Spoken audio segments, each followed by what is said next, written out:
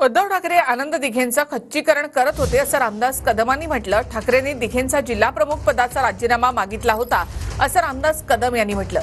दिघे मोठे होतील म्हणून काटा काढला गेल्याची शंका संजय शिरसाट यांनी व्यक्त केली।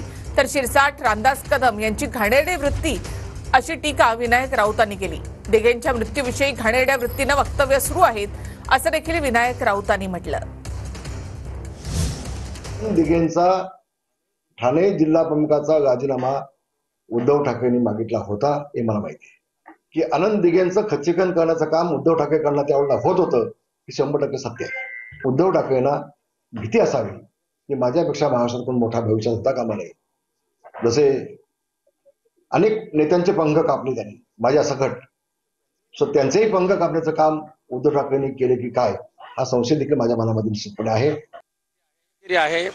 संजय शिरसाट काय रामदास कदम काय यांनी केवळ आणि केवळ ज्या पद्धतीने घाणेरड्या वृत्तीने नीच प्रवृत्तीने जे वक्तव्य सुरू केलेले आहेत स्वर्गीय धर्मवीर आनंद दिघे यांच्या मृत्यूच्या बाबत, हे अत्यंत नीच वृत्तीचे लोक आहेत। त्यामुळे फार त्यांना काय मी किंमत देऊ इच्छित नाही। जनताच जाणते त्यांच्या बाबत।